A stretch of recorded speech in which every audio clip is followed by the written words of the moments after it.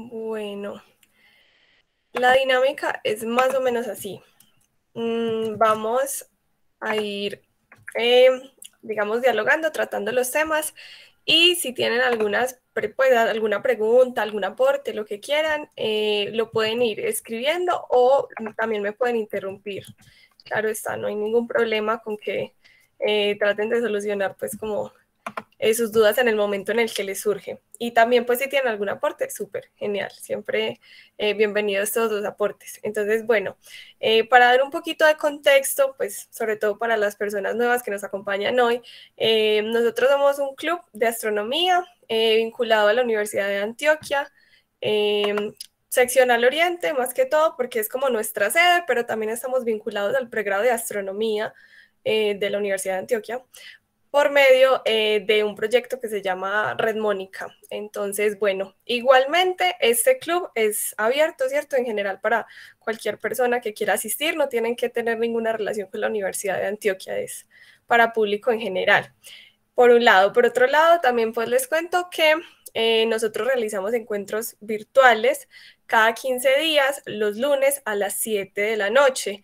Por el momento no tenemos encuentros presenciales, pero una que otra vez hacemos eventicos presenciales, ya dependiendo también pues como la disponibilidad de espacios y de las personas, pero pues con la situación de pandemia nos tocó empezar con modalidad virtual. En algún punto empezaremos otra vez con modalidad presencial, dependiendo realmente de lo que se decida en la Universidad de Antioquia como tal, que es nuestra sede.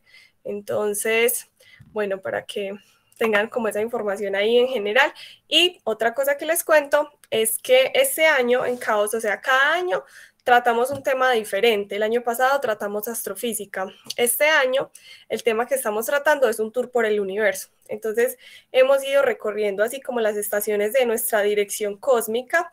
Empezamos por la Tierra, seguimos por los planetas, Mercurio, Venus, Marte, Júpiter, Saturno, Urano y Neptuno.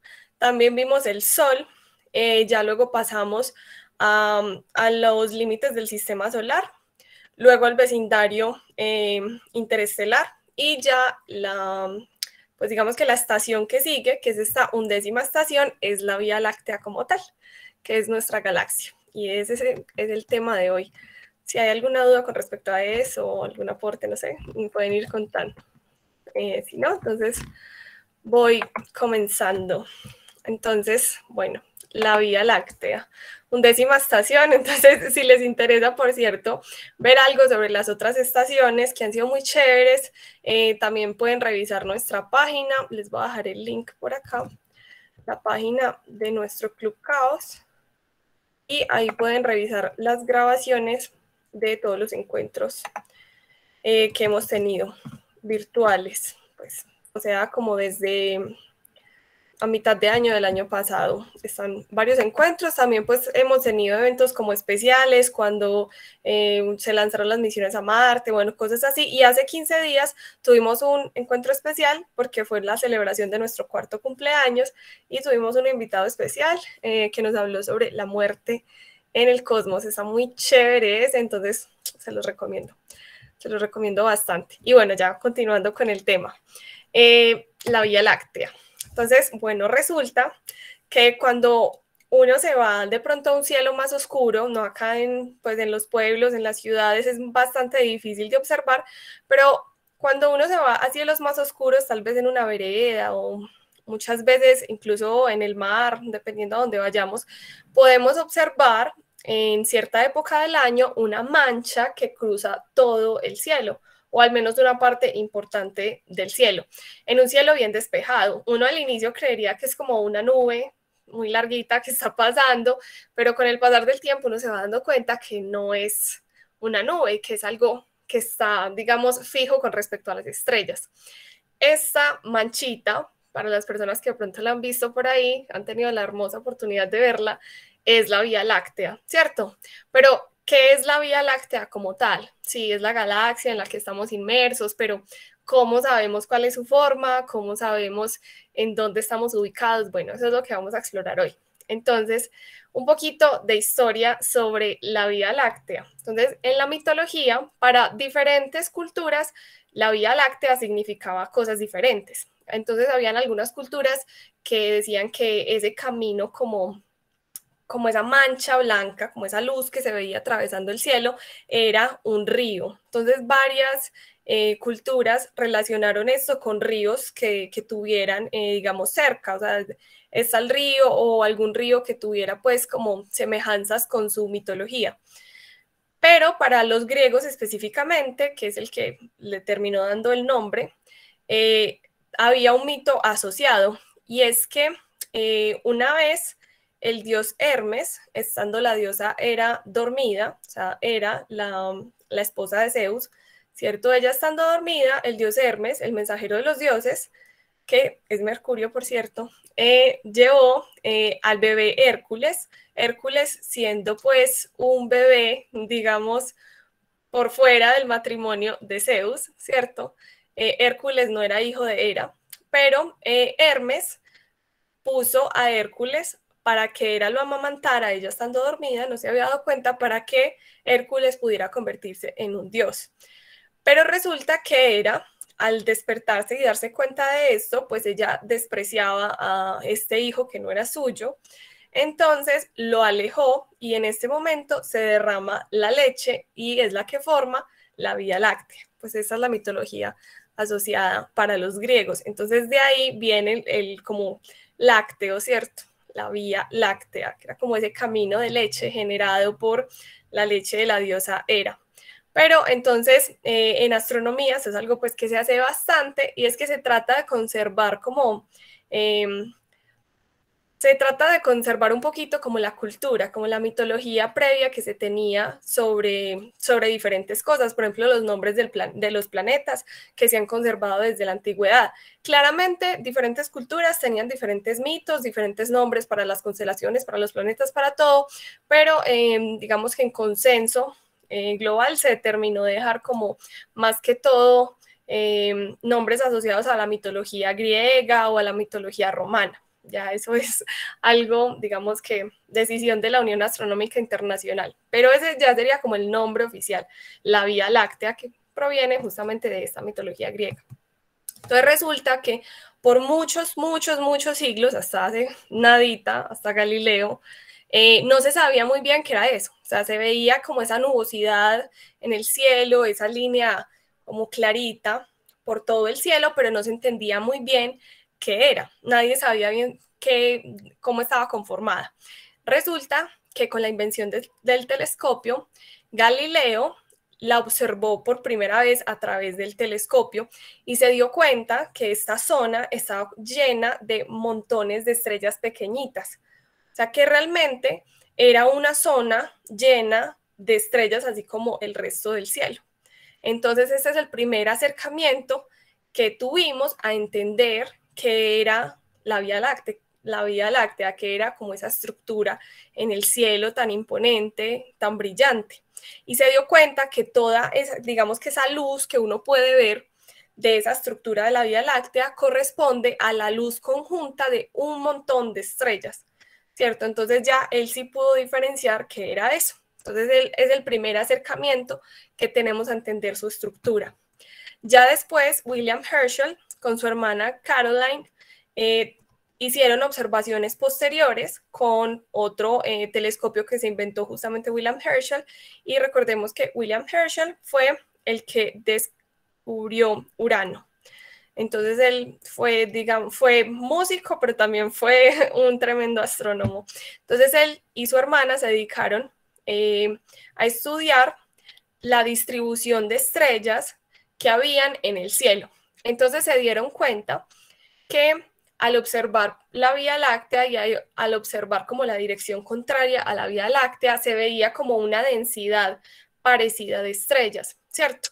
Entonces, al parecer, o sea, lo que ellos notaron era que al parecer había igual cantidad de estrellas en esa parte que en la parte contraria, lo que indicaría, si uno lo piensa como más o menos, que alrededor todo tiene una densidad parecida de estrellas, o sea que nosotros tal vez estábamos en el centro de una estructura grande, una galaxia, ¿cierto? Que estábamos en el centro de esa estructura grande y por eso para donde quisiera que miráramos íbamos a ver una cantidad de estrellas bastante importante. Esto fue lo que entre ellos dedujeron. Y hicieron como este diagrama más o menos de lo que creían que podía ser como esta galaxia. Ese fue el primer acercamiento a entender la forma como tal de la galaxia. Entonces, ahí se dieron cuenta de algo muy importante, que la densidad, digamos, de estrellas, la cantidad de estrellas como tal que se podían encontrar, tenían, digamos, una dirección preferida, ¿cierto? O sea, que tenían como que la zona de la Vía Láctea, de lo que nosotros llamamos la Vía Láctea en el cielo, y la zona opuesta, pero arriba y abajo de estas zonas la densidad de estrellas no era como tan alta. Entonces ellos desde ahí empezaron a suponer que tenía una forma como de disco, como que era algo como más bien aplanado, no era como una superficie así esférica completamente. Entonces ese es el primer acercamiento a entender cuál es la forma de la Vía Láctea. Pero ellos hicieron ellos asumieron que nosotros estábamos como en el centro de esa Vía Láctea. O sea, pasamos por muchos siglos de creer que éramos el centro del universo a decir, no, bueno, ya no somos el centro del universo, el Sol parece ser el centro, al menos de nuestro universo hasta ese momento. Luego pasamos y nos damos cuenta que hacemos parte de una estructura más grande y que parece que de pronto al menos ahí sí estamos en el centro. Pues resulta que tampoco. Resulta que va a pasar esto y ya les explico lo de las distancias. El astrónomo Harlow Shapley, si no estoy mal, creo que se pronuncia así, calculó que de hecho no estábamos tampoco en el centro de esa estructura grande. Realmente, esta parte de acá corresponde a la zona que describieron el astrónomo William Herschel y su hermana, y es que era una zona muy chiquitica, o sea, ellos solamente pudieron determinar bien, más o menos, como las estrellas que estaban a una distancia muy pequeña de nosotros, de unos miles de años luz, pero es que resulta que la galaxia es mucho más grande que eso. Entonces, si lo vemos como en perspectiva, ellos estaban mirando una zona muy pequeña de la galaxia y era muy natural que pensaran que estábamos en el centro, porque digamos, en esa zona de la galaxia, pues la densidad de estrellas es más o menos parecida. Entonces era digamos, muy natural que pensaran eso, pero resulta que este astrónomo calculó la distancia a algo que se llama cúmulos globulares. Los cúmulos globulares son estructuras de muchas estrellas que están concentradas como en una forma esférica. Son muchas estrellas que nacieron juntas y se quedaron juntas y estas se encuentran como en la parte del halo de la Vía Láctea, que ya vamos a mirar qué es. O sea, se encuentran como que si este es el plano de la Vía Láctea, se van a encontrar como arriba y abajo, no en el disco como tal. Entonces él calculó las distancias a estos cúmulos y se dio cuenta que estos cúmulos parecían estar orbitando alrededor de una zona más alejada de nosotros, que no éramos nosotros, no estaban orbitando alrededor de nosotros, estaban orbitando otra zona.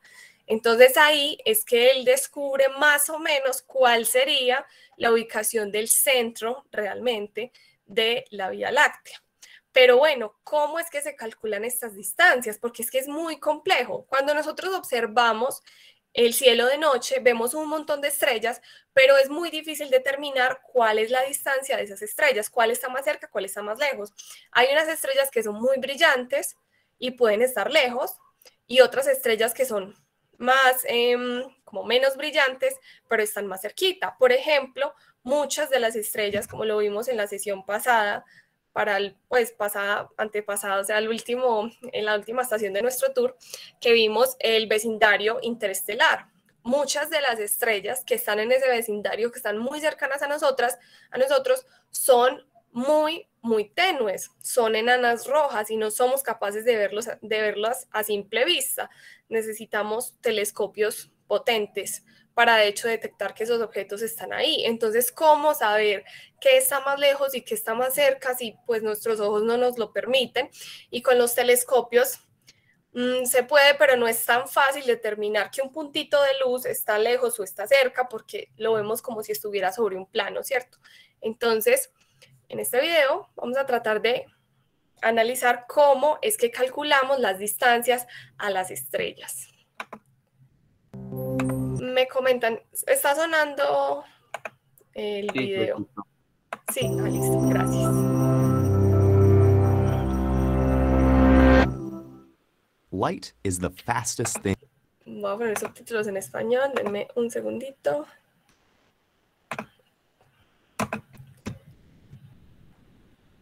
we know. It's so fast that we measure enormous distances by how long it takes for light to travel them. In 1 year, light travels about 6 trillion miles, a distance we call 1 light year. To give you an idea of just how far this is, the moon, which took the Apollo astronauts 4 days to reach, is only 1 light second from Earth. Meanwhile, the nearest star beyond our own sun is Proxima Centauri, 4.24 light years away. Our Milky Way is on the order of 100,000 light years across. The nearest galaxy to our own, Andromeda, is about 2.5 million light years away. Space is mind-blowingly vast. But wait, how do we know how far away stars and galaxies are? After all, when we look at the sky, we have a flat, two-dimensional view. If you point your finger to one star, you can't tell how far this star is. So how do astrophysicists figure that out? For objects that are very close by, we can use a concept called trigonometric parallax. The idea is pretty simple. Let's do an experiment. Stick out your thumb and close your left eye. Now, open your left eye and close your right eye. It will look like your thumb has moved, while more distant background objects have remained in place. The same concept applies when we look at the stars. But distant stars are much, much farther away than the length of your arm, and the Earth isn't very large, so even if you had different telescopes across the equator, you'd not see much of a shift in position. Instead, we look at the change in the star's apparent location over 6 months, the halfway point of the Earth's year-long orbit around the Sun. When we measure the relative positions of the stars in summer and then again in winter, it's like looking with your other eye. Nearby stars seem to have moved against the background of the more distant stars and galaxies. But this method only works for objects no more than a few thousand light years away. Beyond our own galaxy, the distances are so great that the parallax is too small to detect, with even our most sensitive instruments. So at this point, we have to rely on a different method, using indicators we call standard candles. Standard candles are objects whose intrinsic brightness or luminosity we know really well. For example, if you know how bright your light bulb is, and you ask your friend to hold the light bulb and walk away from you, you know that the amount of light you receive from your friend will decrease by the distance squared. So by comparing the amount of light you receive to the intrinsic brightness of the light bulb, you can then tell how far away your friend is. In astronomy, our light bulb turns out to be a special type of star called a Cepheid variable. These stars are internally unstable, like a constantly inflating and deflating balloon. And because the expansion and contraction causes their brightness to vary, we can calculate their luminosity by measuring the period of this cycle, with more luminous stars changing more slowly. By comparing the light we observe from these stars to the intrinsic brightness we've calculated this way, we can tell how far away they are. Unfortunately, this is still not the end of the story. We can only observe individual stars up to about 40 million light years away, after which they become too blurry to resolve. But luckily, we have another type of standard candle, the famous Type 1a supernova. Supernovae, giant stellar explosions, are one of the ways that stars die. These explosions are so bright that they outshine the galaxies where they occur. So even when we can't see individual stars in a galaxy, we can still see supernovae when they happen. And Type 1a supernovae turn out to be usable as standard candles, because intrinsically bright ones fade slower than fainter ones. Through our understanding of this relationship between brightness and decline rate, we can use these supernovae to probe distances up to several billions of light years away. But why is it important to see such distant objects anyway? Well, remember how fast light travels. For example, the light emitted by the sun will take 8 minutes to reach us, which means that the light we see now is a picture of the sun 8 minutes ago. When you look at the Big Dipper, you're seeing what it looked like 80 years ago. And those smudgy galaxies? They're millions of light years away. It has taken millions of years for that light to reach us. So the universe itself is in some sense an inbuilt time machine. The further we can look back, the younger the universe we are probing. Astrophysicists try to read the history of the universe and understand how and where we come from. The universe is constantly sending us information in the form of light. All that remains is for us to decode it.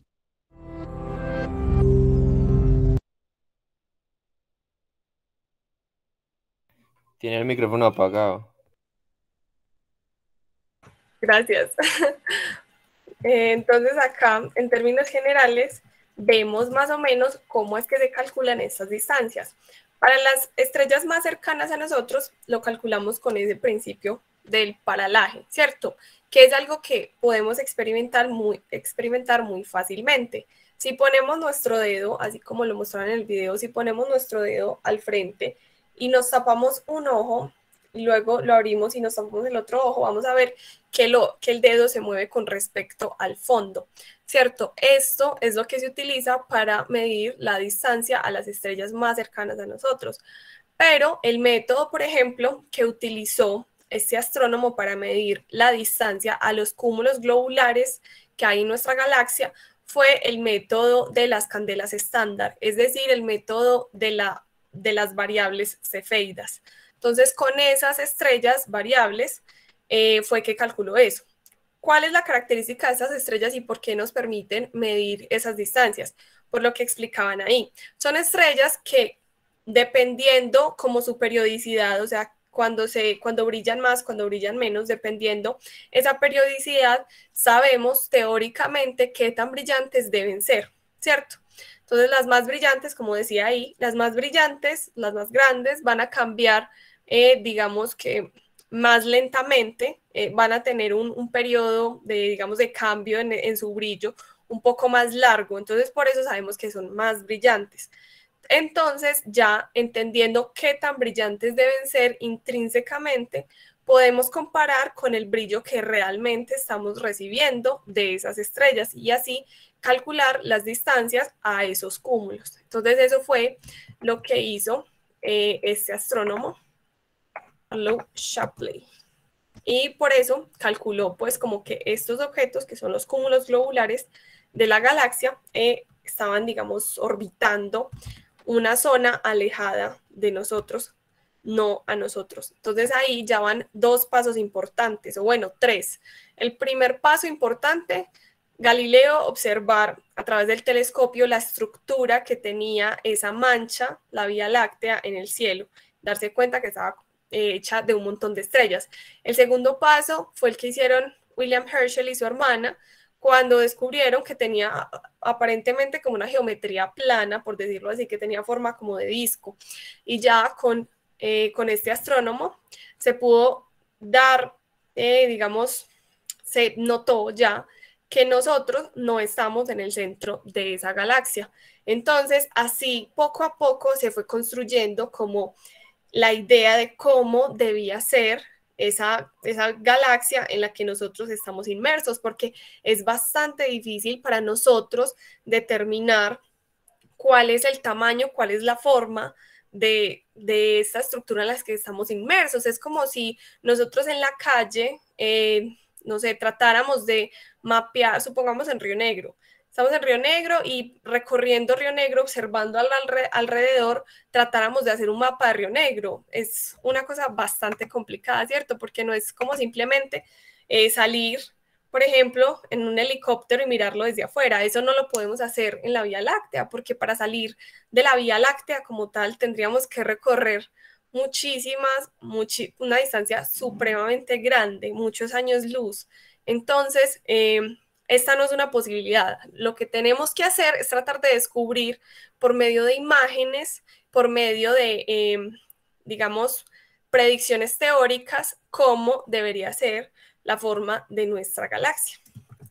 Entonces, ya con todas estas aproximaciones, llegamos a que la forma de la galaxia debía ser más o menos así. Pero ¿cómo llegamos a esto? A través de muchas observaciones, pero no solo observaciones con telescopios ópticos, es decir, telescopios que son capaces de ver la misma luz que nosotros vemos, sino telescopios capaces de determinar otras longitudes de onda. Es decir, el espectro electromagnético es algo muy amplio que va desde ondas de radio, microondas, luz visible, infrarrojo, luz visible, pasa a ultravioleta, luego pasa a rayos X, rayos gamma y así, ¿cierto? Entonces, todo este espectro es algo que nosotros no podemos detectar con nuestros ojos y que muchos de los instrumentos que utilizamos tampoco los pueden detectar, ¿cierto? Porque utilizamos un principio parecido al de nuestros ojos. Entonces necesitamos otros instrumentos. En las últimas décadas se han logrado desarrollar estos otros instrumentos que pueden detectar justamente estas otras señales, en estas otras longitudes de onda. Entonces, por ejemplo, tenemos antenas de radio, que son las que captan esta información, tenemos detectores de rayos ultravioleta, de infrarrojo, bueno, de todo. Por ejemplo, otro datico es que nosotros con los ojos solo percibimos la parte visible, pero con la piel, por ejemplo, somos capaces de percibir el infrarrojo, que nosotros lo tomamos como calor, ¿cierto? Pero finalmente esto es radiación electromagnética también y que es posible detectarla con diferentes instrumentos que hemos ido desarrollando con la tecnología más reciente. Entonces, utilizando imágenes en estas otras longitudes de onda, pudimos ver, digamos, diferentes estructuras de la misma imagen, diferentes estructuras de la propia Vía Láctea. Entonces, resulta que cuando nosotros observamos esa Vía Láctea en la noche y vemos que es como una nubosidad, como que con partes claras, con partes oscuras, resulta que esas partes oscuras son polvo que hay entre las estrellas, polvo interestelar, particulitas que no nos dejan ver la luz que proviene, por ejemplo, del centro de la galaxia. O sea, son opacas para la luz visible. Pues resulta que en otras longitudes de onda esto no es opaco. En otras longitudes de onda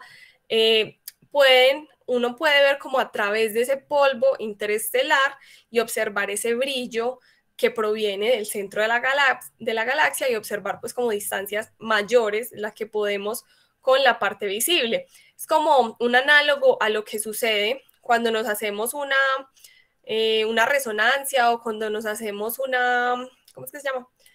Cuando le toman, una radiografía, que nosotros así visiblemente no nos podemos ver tan fácilmente, no podemos ver a través de nuestra piel y observar nuestros huesos. Para eso tenemos que tomarnos una radiografía. La radiografía sí puede ver nuestros huesos directamente, o sea, atraviesa nuestra piel y ve la estructura de nuestros huesos.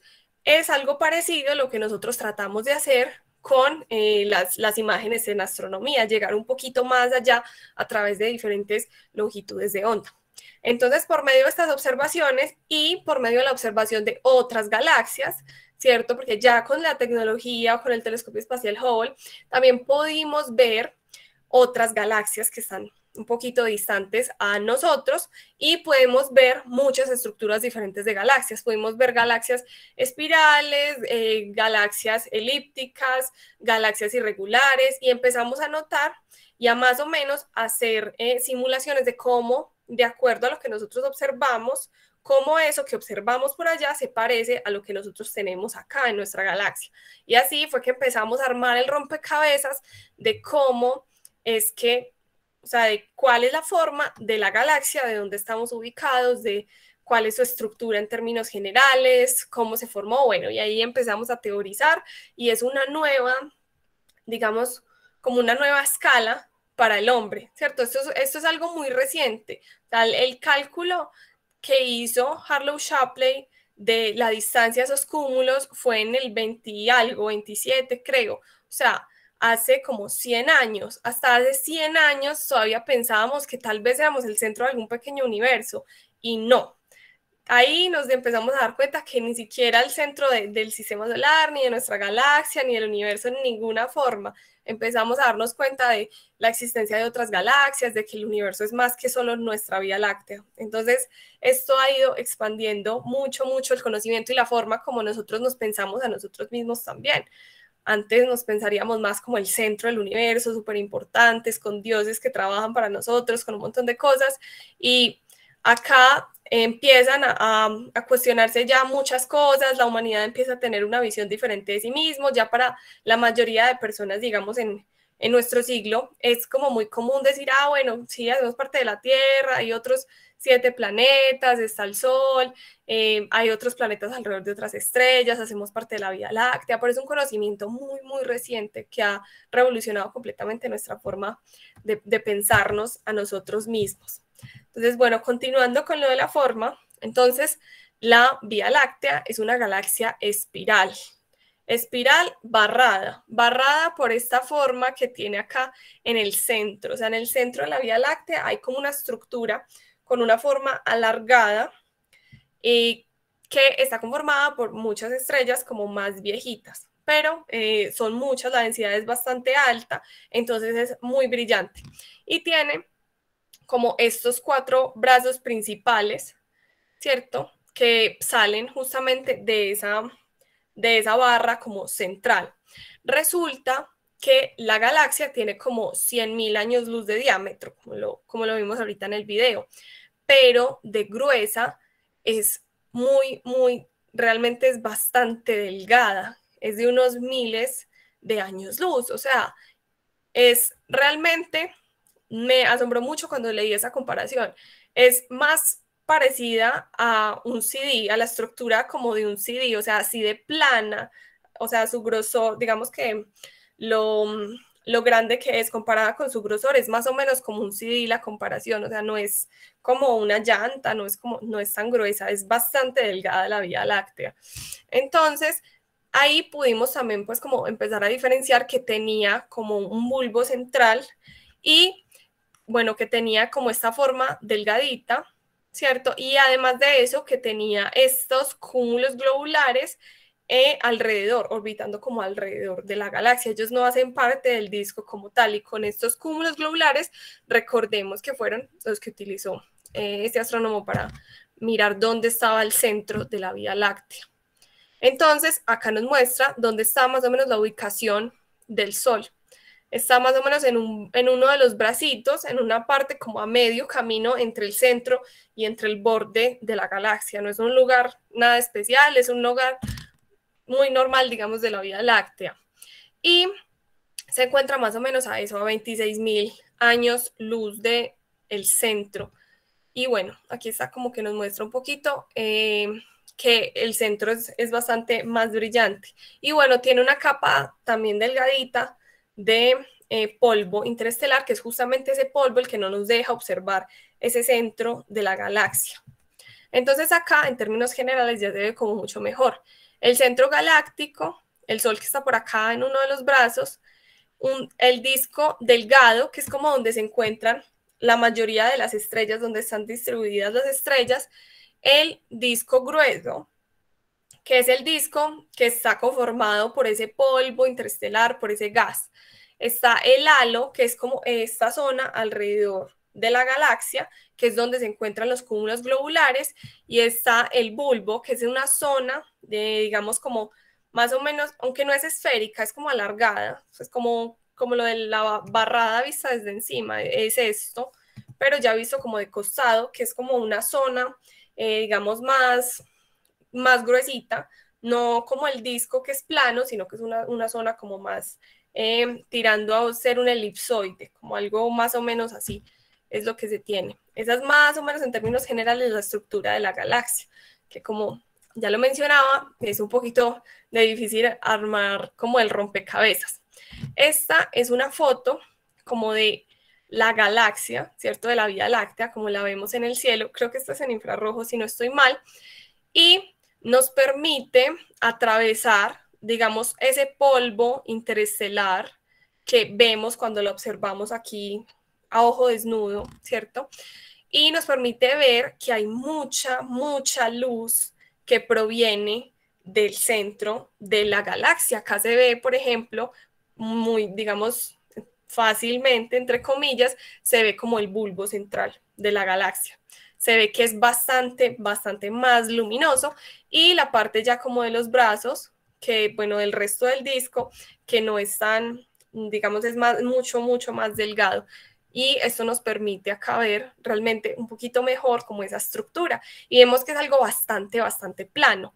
Es una cosa prácticamente pues como una lineecita. O sea, para nosotros puede ser bastante grueso si lo pensamos en términos de miles de años luz. O sea, eso es una distancia gigante. Pero comparado con lo grande que es la galaxia, pues se hace realmente algo muy delgado.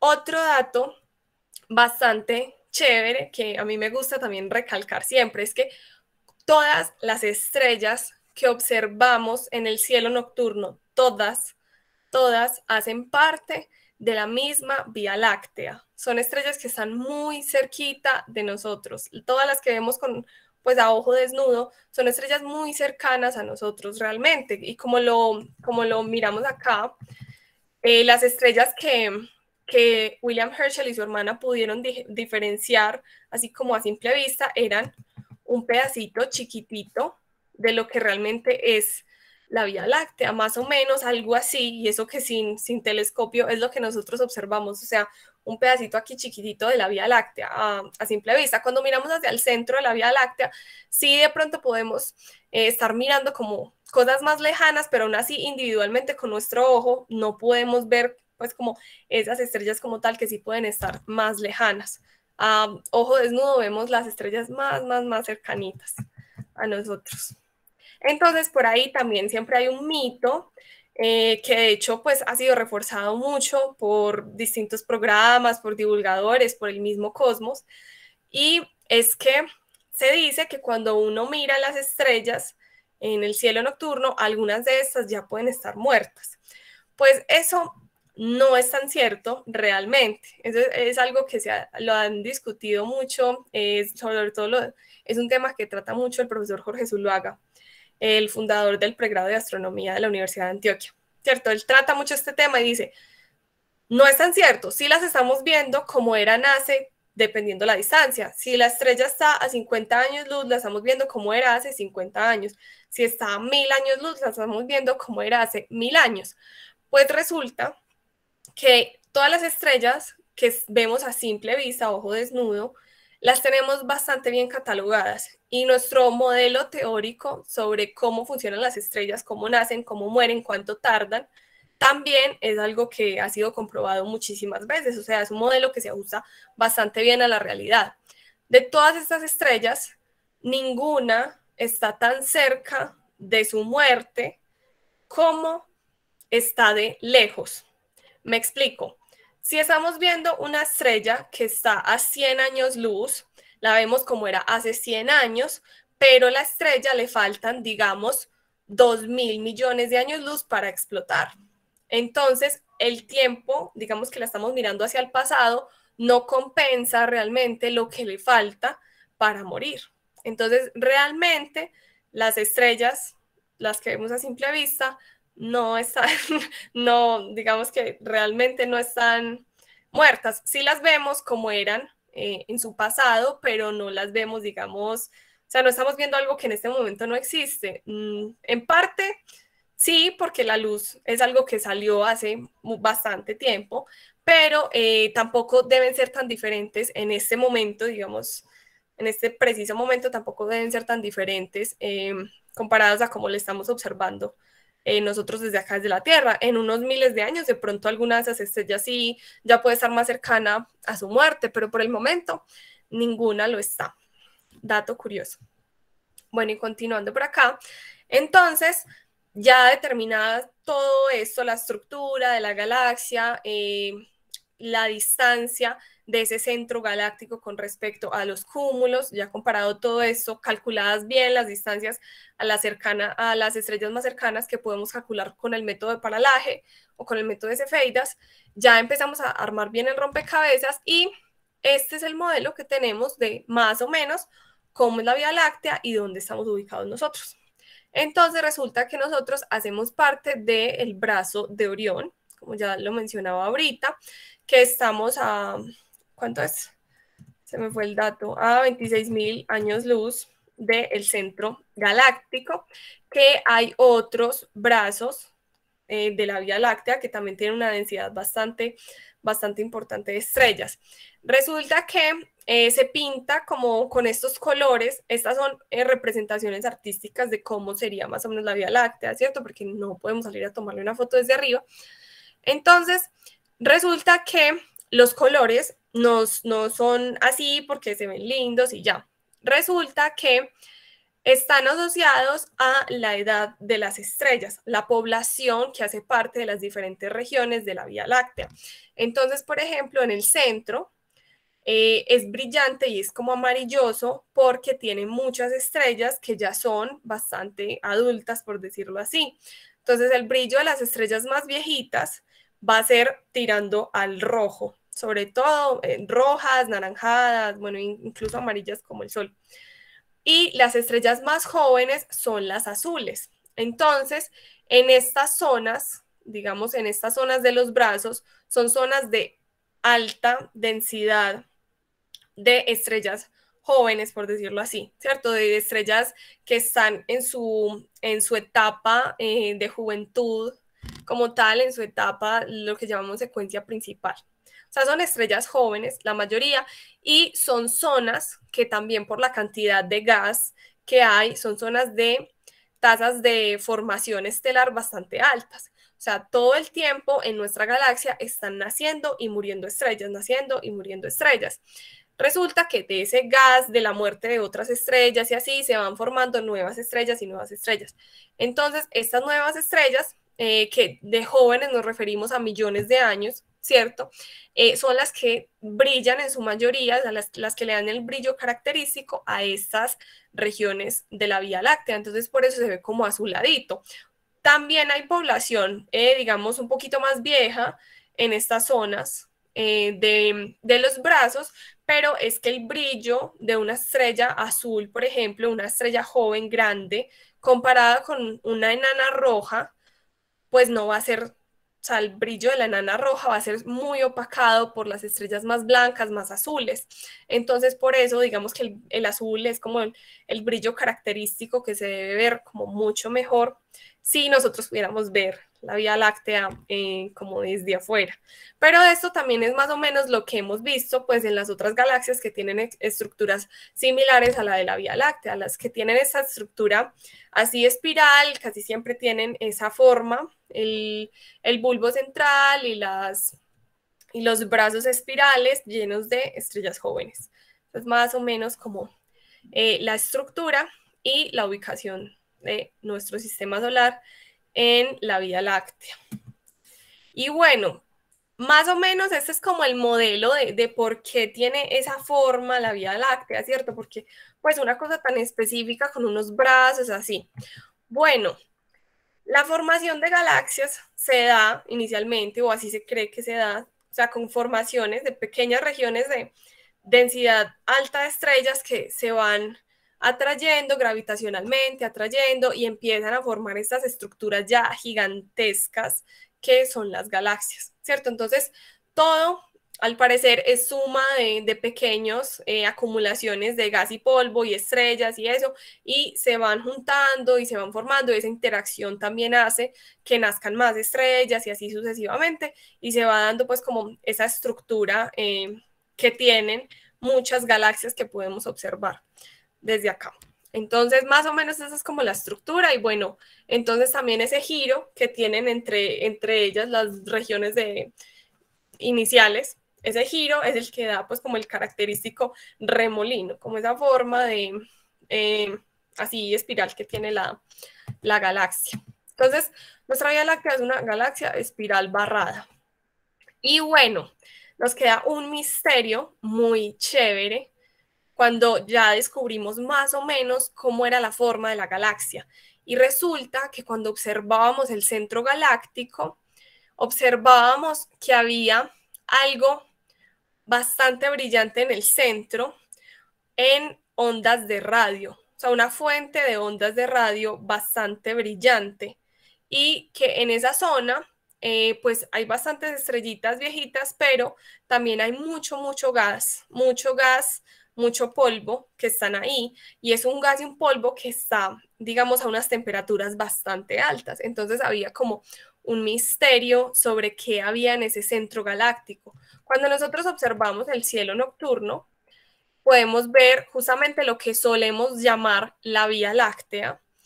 Es porque en realidad pues la Vía Láctea estamos en ella, ¿cierto? Pero entonces lo que nosotros llamamos la Vía Láctea, cuando observamos el cielo, es casi el centro galáctico. Si lo quieren observar por estos días, está difícil porque ya se está escondiendo bastante, pero en época de mitad de año se puede observar muy fácilmente en la constelación de Sagitario, por los lados de Escorpio. Eso con aplicaciones de celular y eso la pueden ubicar bastante fácil. Pero obviamente pues tienen que estar en un cielo despejado, ¿cierto? Si la quieren ver. Entonces resulta que lo que uno ve ahí en Sagitario, por el lado de Escorpio, esa mancha, es justamente el centro galáctico, que es la parte más brillante.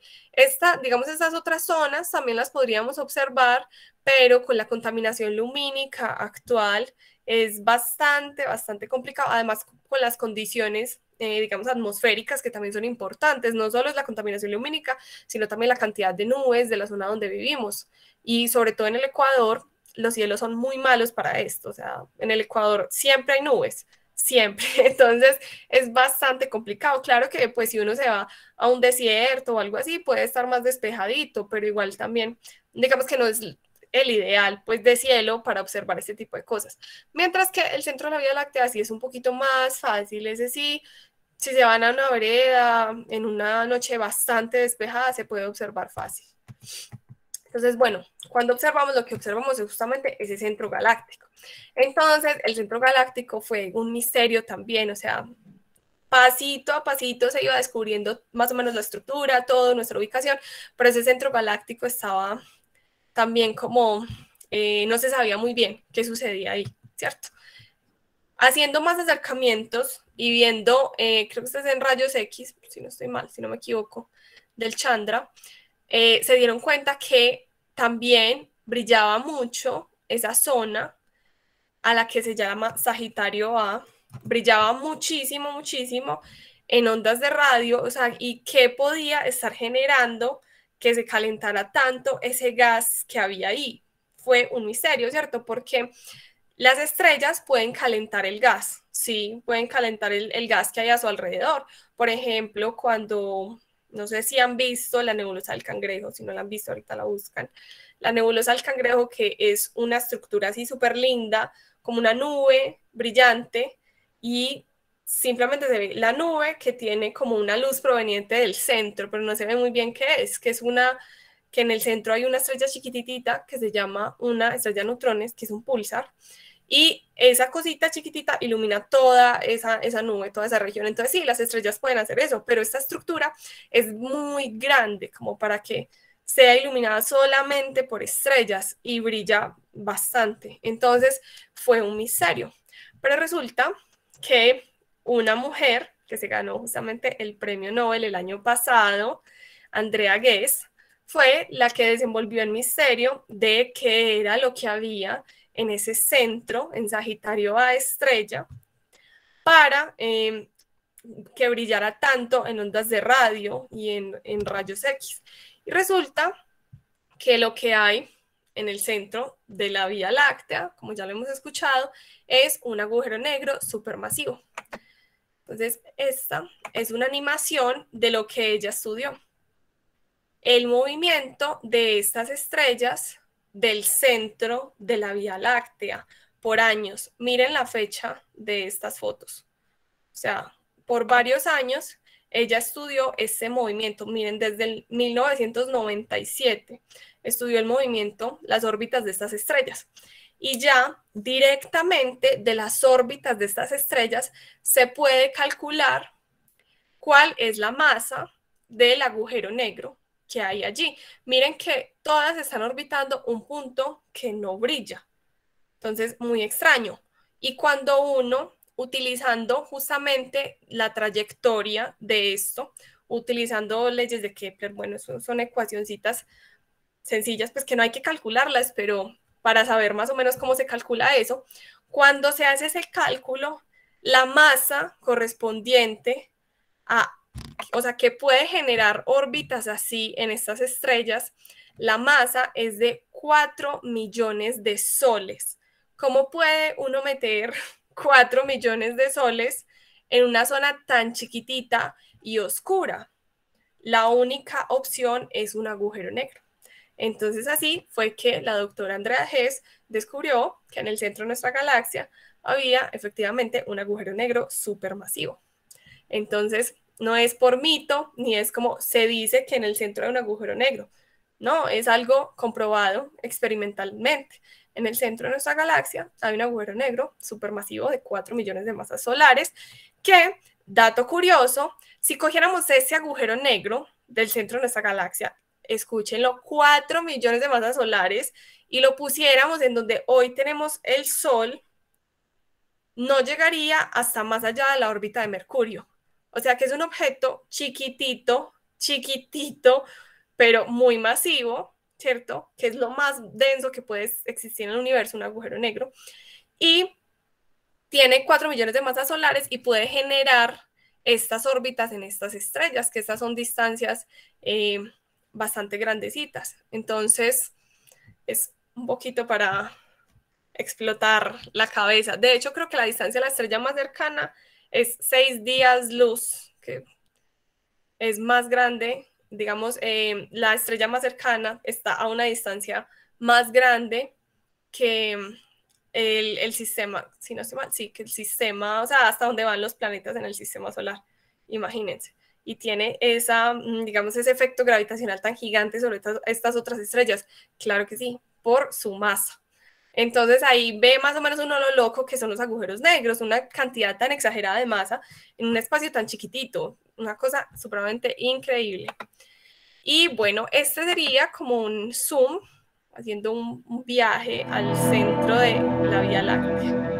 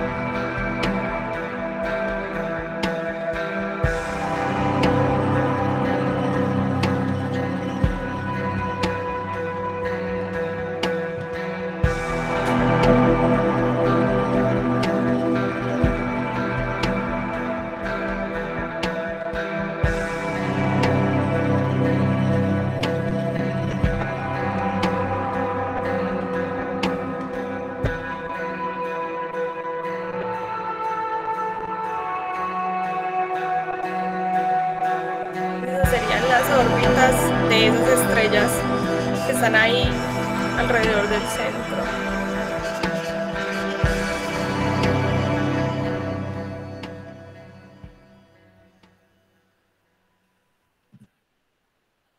Miren cómo tenemos ya de bien mapeada nuestra galaxia, que ya sabemos muy bien cómo se mueven esas estrellas que están ahí alrededor de ese agujero negro que no podemos observar. Tenemos muy bien mapeado, digamos, el comportamiento de todos estos objetos y lo que nos permite justamente determinar qué es lo que hay ahí con toda certeza. Entonces, bueno, ese es el centro galáctico. Y ya para concluir esto sobre la Vía Láctea, el futuro de nuestra galaxia.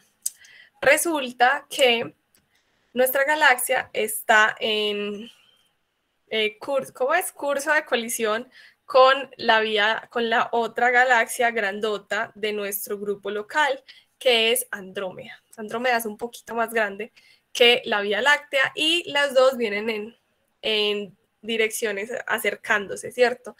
Entonces, en unos miles de millones de años, las dos galaxias van a colapsar. Entonces, esta es una animación de lo que se vería supuestamente en nuestro cielo cuando llegue lo más cerca, pues cuando empiece a llegar, digamos, Andrómeda, cuando se acerque a nosotros, cuando empiecen a colisionar, cuando ya, pues, se afecten las unas a las otras, pues las dos mutuamente, todas las estrellas y todo, y cómo se vería, pues, como finalmente el brillo combinado de todas las estrellas de ambas galaxias, y eso también teniendo en cuenta que en las colisiones galácticas ocurren cosas muy chéveres, y es que como la cantidad de gas disponible, digamos, aumenta y empieza a interactuar gravitacionalmente, se da una formación muy grande de estrellas, empiezan a formarse estrellas en todos lados, y además de eso, los agujeros negros de ambas galaxias van a chocar, o sea, van a colapsar, van a generar un evento brutal de ondas gravitacionales, y también se van a activar un poquito más en ese tragar, supuestamente pues tragar de los agujeros negros, ¿cierto? Se van a activar un poquito, ya teniendo más material disponible, se van a activar y van a producir un brillo mayor. O sea, un agujero negro produciendo brillo suena extraño, pero no es el agujero negro, digamos, el que emite el brillo, o sea, el cuerpo como tal, sino el disco de acreción alrededor del agujero negro es el que va a generar el brillo. Entonces, va a ser un evento loquísimo que no nos va a tocar por nada del mundo, pero se debe ver muy loco. Digamos que esta simulación de cómo sería esa colisión es suponiendo que el Sol se queda en la misma, o sea, en la misma ubicación en la Vía Láctea, más o menos, cosa que no tendría mucho sentido porque realmente cuando las dos galaxias van a colisionar, pues las distancias entre las diferentes estrellas y su posición en la galaxia van a variar bastante, ¿cierto? Cuando sean afectadas gravitacionalmente por toda la otra galaxia que viene llegando a colisionar con nosotros. Pero sería un evento espectacular y se va a formar una super galaxia y bueno, no estaremos ahí para verlos, pero es bonito ir, digamos, descubriendo cómo se va a comportar el universo, incluso después de que nosotros ya no estemos aquí para observarlo. ¿Cuál es el futuro? ¿Cuál es el pasado? Es bastante interesante tratar de descubrir cuál es el comportamiento de estas grandes estructuras y qué le espera a nuestra casita, o no casita, nuestra super casa, ya sería como el barrio, que es la Vía Láctea. Y bueno, para concluir, les cuento que por si les interesa, si tienen conocidos, voy a estar dictando en el Planetario de Medellín un curso online para niños de 9 a 13 años sobre justamente la vida de las galaxias. Tiene actividades prácticas, es muy chévere. Tiene ese horario, pues, que es de 2 a 3 y 30 p.m. los sábados, son 4 sábados. Y bueno, por si les interesa, por ahí les dejo el link, por si, no sé, alguno tiene algún conocido que le pueda interesar lo del curso. Y bueno, muchas gracias. Obviamente se abre el espacio para preguntas, que me imagino que este tema es un poquito loquito. No sé si se les ocurren algunas preguntas y si no, vamos concluyendo.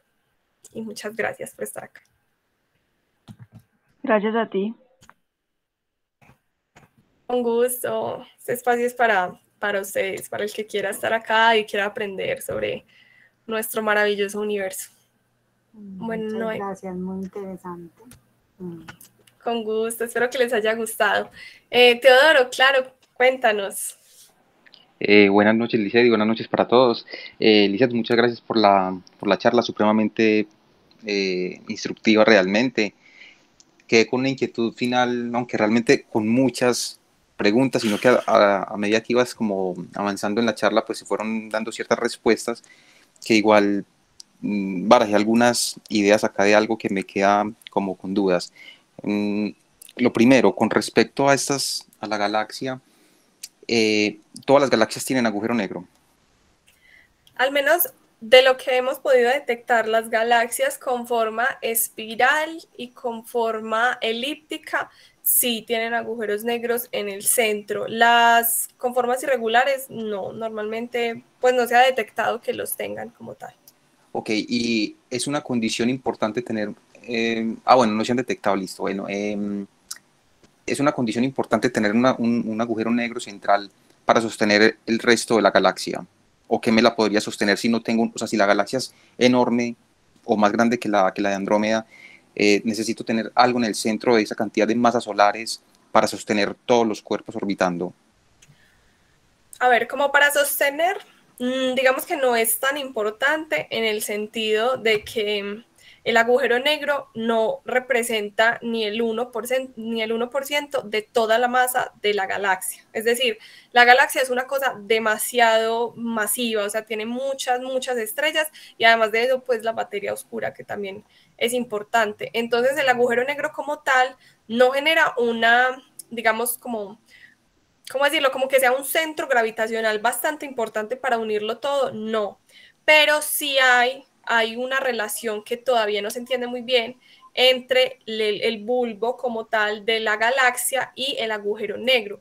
Resulta, voy a ver si encuentro acá la imagen que justamente les estuve hablando a los chicos de prueba el viernes sobre esto. Y es que hay una relación intrínseca que no entendemos muy bien. Entre, entre los agujeros negros, lo voy a presentar acá, entre los agujeros negros y lo grande que es ese bulbo central.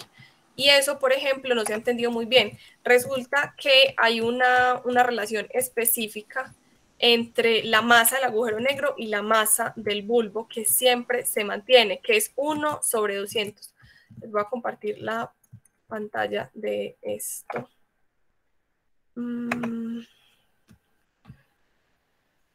me perdió acá.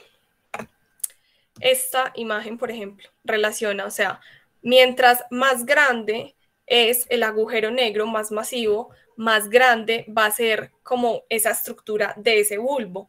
De hecho, si uno observa como la forma de las galaxias espirales y de las galaxias elípticas, la forma de las galaxias elípticas es prácticamente esta, es como si todo el bulbo se hubiera convertido en la galaxia, o sea, si el bulbo central se hubiera convertido en la forma general de la galaxia, mientras que estas se parecen más como a nuestra Vía Láctea, las espirales, o sea, que tiene un agujero negro como un poquito más pequeño. Y resulta que siempre, siempre se cumple esta relación, siempre es 1/200 de la masa de esa zona, o sea, del bulbo de la galaxia. Entonces es una relación que realmente pues no se ha entendido como muy bien hasta el momento.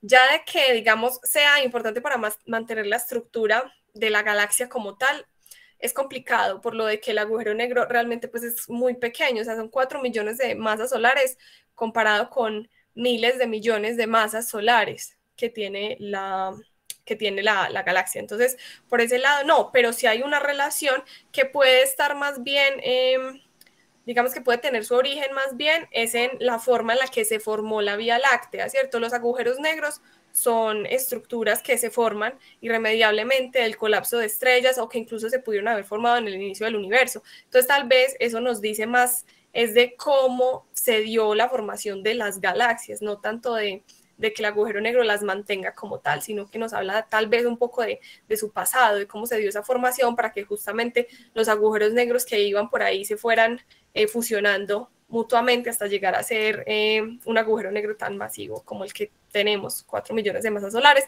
que al lado del agujero negro, el de la foto, que es el de la galaxia M87, es una bobada. Ese otro agujero negro es muchísimo más masivo. Excelente, no, súper, me queda muy claro esa apreciación.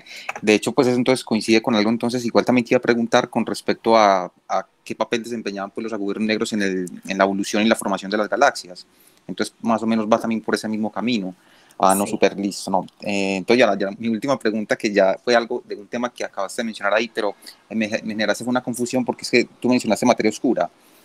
Y yo tenía más bien como en mi cabeza energía oscura, pero entonces me surgió fue una inquietud con respecto a qué es lo que causa la expansión acelerada del universo? ¿La energía oscura o la materia oscura?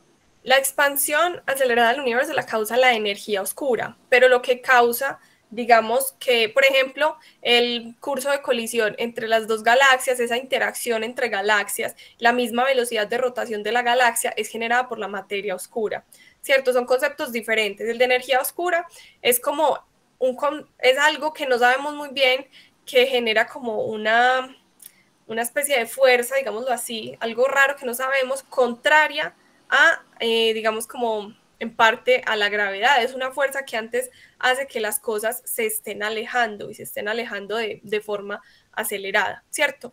Mientras que la materia oscura es materia que no sabemos, o sea, sí sabemos que es materia, ¿cierto? No sabemos de qué está hecha, parece que no está hecha de la materia pues ordinaria, ¿cierto? No brilla, pero interactúa gravitacionalmente con la materia. Entonces, de hecho, por ahí hay imágenes, voy a ver si encuentro. Hay imágenes que dejan ver, por ejemplo, que hay una zona como curveada, o sea, hay una zona como con alta densidad de gravedad y no hay nada ahí brillando, ¿cierto? Entonces ahí es cuando se dice, bueno, eso es como tal vez una acumulación de materia oscura que está generando como esa curvatura. Voy a compartir un segundo esta página, pero es que no encontré como la imagen específica donde se ve como bien qué es materia oscura lo que genera la curvatura, pero el caso es que muchas veces, esta no está como tan buena, muchas veces observamos como esta curvatura generada por la curvatura espaciotemporal que generan los cuerpos con mucha gravedad, ¿cierto? Encontramos curvaturas así de la luz, ¿cierto? Alrededor de nada, alrededor de vacío. Y ahí es cuando decimos, o sea, lo único que puede explicar eso es algo, materia, que interactúa únicamente gravitacionalmente con la materia ordinaria, y esa es a la que llamamos materia oscura. Se descubrió por primera vez, por decirlo así, entre comillas, porque todavía ni siquiera sabemos muy bien qué es, calculando la velocidad de las galaxias. Resulta que las galaxias todas están girando mucho más rápido de lo que deberían de acuerdo a su masa, o sea, a su cantidad de materia brillante, por decirlo así, y lo único que explica eso es que tengan materia que no brille, es decir, materia oscura. Entonces, los términos son un poquito confusos, pero son diferentes. O sea, los dos son oscuros, pero son, digamos que aplicados a situaciones diferentes. Ok, perfecto. Muchísimas gracias, Lizeth. Muy amable. Listo, Te con agradezco todo el bastante. gusto. Bueno, no sé si tienen más preguntas. Esas preguntas son súper chéveres. Y bueno, les voy a volver a poner por acá el link de la página de Caos y ahí encuentran también los links a nuestras páginas de Instagram, de Facebook, pues para que nos sigan si quieren y para que estén pendientes de nuestro calendario, de cuando tenemos encuentros, y ahí también pueden, en la misma página, pueden mirar, como les comentaba, las grabaciones de los encuentros anteriores, que están bastante chéveres, los del tour estelar y la charla de hace 15 días que fue bastante bacana. Y bueno, entonces, si no tienen más preguntas, vamos concluyendo. Y muchas gracias por estar acá. Espero que les haya gustado bastante. Espero que nos acompañen en otros encuentros de Caos. Y siempre bienvenidos también si quieren compartir cualquier conocimiento, pues, que tengan sobre el tema de astronomía o temas afines. También muy bienvenidos, pues, como a participar y a animarse a ustedes ser los que dirijan la charla. Esto es un grupo, no solamente soy yo aquí hablando, siempre la idea también es la interacción, ¿cierto? Entonces, bueno, muchas gracias por estar acá, espero que tengan una feliz noche y nos vemos dentro de 15 días. Bueno, hasta luego a todos. Con gusto. Muchas gracias. Hasta luego, muchas gracias. Con gusto, hasta luego. Hasta luego, feliz noche.